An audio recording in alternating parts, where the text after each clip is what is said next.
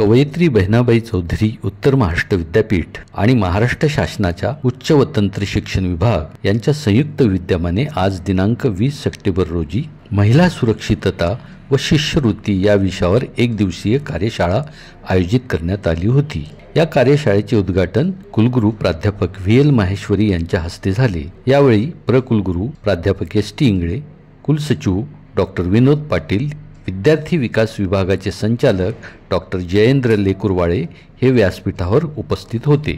उद्घाटनानंतर महिला सुरक्षेसंबंधी कायदे या विषयावर ॲडव्होकेट सुशील अत्रे, कार्यालयीन ठिकाणी महिलांवर होणारे लैंगिक अत्याचार या विषयावर डॉक्टर विजेता सिंग, तर राजश्री शाहू शिष्यवृत्तीविषयी सहसंचालक कार्यालयातील कनिष्ठ प्रशासकीय अधिकारी गणेश वळवे यांनी मार्गदर्शन केले। महिलांवरील अत्याचारांमध्ये काही वर्षांमध्ये लक्षणीय अशी वाढ झालेली आपल्याला आढळून येते। राष्ट्रीय अपराध ब्युरो यांनी जी आकडेवारी दिलेली आहे ती अत्यंत गंभीर अशी आकडेवारी दिलेली आहे। कोरोना काळामध्ये 2020 साली या अपराधांची संख्या जवळजवळ 3954 म्हणजे साधारणतः 4000च्या जवळपास या अपराधांची संख्या होती। ती कोरोना काळानंतर लक्षणीय प्रमाणात वाढलेली आहे। 2021चा जर आपण आकडा बघितला तर ते जवळजवळ 39526 एवढ्यापर्यंत हा आकडा वाढलेला होता।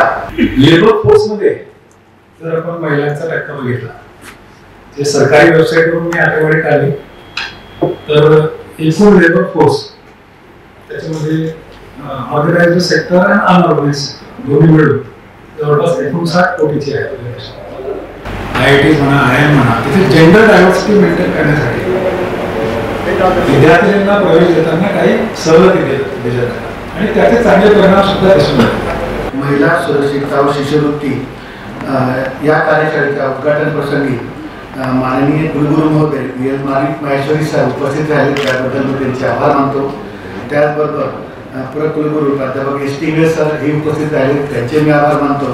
की ज्या वर्गाला सुरक्षा आपण देऊ इच्छितो, कायदा सुरक्षा देऊ इच्छितो, त्या वर्गाची त्या वेळची सामाजिक परिस्थिती आणि त्या समाजातली सामाजिक परिस्थिती या दोन्हीचा विचार करून मग ती सुरक्षा त्या व्यक्तीला दिली जाते। मानसिक छळ ही गोष्ट कशाला म्हणायची या मुद्द्यावरती अनेक वेळेला विविध कोर्टांनी आपले न्यायनिर्णय दिलेले आहेत आणि ते निर्णय देत असताना त्यांनी हे आवर्जून सांगितलेलं आहे, म्हणजे वरिष्ठ न्यायालयांनी ज्यांचा न्यायनिर्णय हा देशाचा कायदा म्हणून वापरला जातो अशा कोर्टांनी म्हणजेच हायकोर्ट्स आणि सुप्रीम कोर्ट त्यांनी अनेक निर्णयांमध्ये हे म्हटलेलं आहे की तुम्ही ज्या महिलेबद्दल बोलता आहात ती महिला कोणत्या वर्गात आहे, ती महिला कुठे राहते, तिची एरवीची आजूबाजूची परिस्थिती काय आहे, तिची स्वतःची मानसिक जडणघडण कशी आहे, या सगळ्या गोष्टी लक्षात घेऊन तुम्ही एखाद्या गोष्टीला छळ म्हणायचं,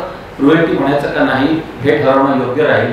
कोणताही सरसकट 2+2=4 म्हणजे थोडक्यात सांगायचं तर खून, बलात्कार हे खटले जसे पूर्णपणे निरपेक्ष आहेत, म्हणजे हे गुन्हे हे निरपेक्ष आहे। कुणीही केला, कोणावरही केला, कुणीही केला, कोणाचाही केला तरी तो खूनच असतो, तो बलात्कारच असतो। सती सावित्री समिती आहे, दुसरी समिती आहे विशाखा समिती आणि तिसरी समिती विद्यार्थी सुरक्षा समिती। आता प्रत्येकाचं वेगळं प्रोसिडिंग मेंटेन करा, प्रत्येकाच्या कॉन्स्टिट्यूशन मध्ये थोडाफार बदल, पण कार्य सगळ्यांची एकच आहे। मग महाविद्यालयामध्ये आम्ही म्हटलं की आमच्याकडे तक्रार निवारण समिती आहे, नाही म्हणे ही तक्रार निवारण समितीची पेटी आणि विशाखा समितीची पेटी वेगळी असली पाहिजे। महाविद्यालयामध्ये जिथे कुठे तक्रार निवारण पेटी आहे त्याच्यामध्येच आपण या सगळ्या याचं एकत्रित लेबलिंग करून हे पण करू शकतो की वास्तविक रूपामध्ये भारतीय महिला त्या दिवशी समृद्ध समजली जाईल त्या दिवशी अनुसूचित जाती जमातीची महिला हे राष्ट्रपती पदावर पोहोचेल। प्रत्येक देशामध्ये महिला सुरक्षा कायदे आणि महिलांविषयी तरतुदी भारतीय दंडसंहिता ज्याला आपण इंडियन पिनल कोड म्हणतो त्यामध्ये कलम 498 हे सुद्धा ऍड करण्यात आला आणि हे चळवळ हे CEDAW कन्व्हेन्शन नंतर झाले। हे 1979 ला झाला आणि 1981 ला 81 ला ती पहिली घटना दुरुस्ती म्हणजे महिलांसाठी पहिली घटना दुरुस्ती सेक्शन 498A म्हणून करण्यात आली। The legal mechanism, what sort of legal mechanistic path which is available to protect the sexual harassment of women at the work? योजनामध्ये या दोन्ही योजनांसाठी 8 लाख किंवा त्याच्या आतमध्ये जे विद्यार्थी कुटुंबाच्या उत्पन्न 8 लाखाच्या आत आहे अशा विद्यार्थ्यांना आपण या दोन्ही योजना घेत असतो. या 14 स्कॉलरशिप योजना आहेत यांची सर्व माहिती डिटेल माहिती ही स्कॉलरशिपच्या महाडीबी पोर्टलवर देण्यात आलेली आहे. एक अत्यंत महत्त्वाच्या विषयावर आज विद्यापीठामध्ये ही कार्यशाळा आयोजित करण्यात आलेली आहे. मोठ्या प्रमाणामध्ये महाविद्यालयामध्ये विद्यापीठामध्ये मुली शिक्षणासाठी येत असतात. आपल्याकडे ऑफिस स्टाफमध्ये देखील मोठ्या प्रमाणामध्ये महिला आहेत. तर त्यांच्या सुरक्षिततेबद्दल काय उपाययोजना आपण करतो आणि समजा दुर्दैवाने एखादी अप्रिय घटना घडली तर त्यावेळेस विद्यार्थिनींचे किंवा त्या महिला कर्मचारीचे काय अधिकार आहेत त्याच्याबद्दल जनजागृती व्हावी यासाठी या कार्यशाळेचं आयोजन करण्यात आलेलं आहे. प्रामुख्याने महिला सुरक्षाबाबत असणारे कायदे जे पूर्वी होते आणि त्याच्यात झालेले फेरबदल आणि ते कायद्यांच्या अंमलबजावणीमध्ये येणाऱ्या अडचणी या विषयावरती सगळ्या मंडळींना सांगितलं.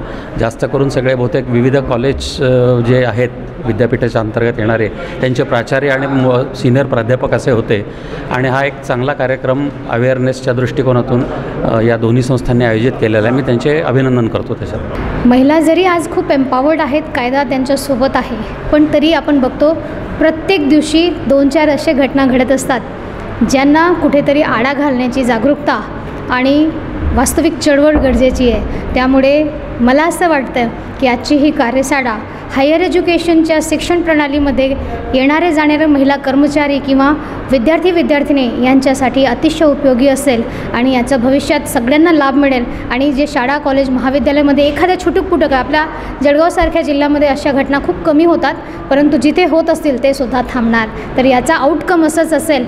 मला असं वाटतं की प्रत्येकाला याचा फायदा मिळेल, नक्कीच मिळेल.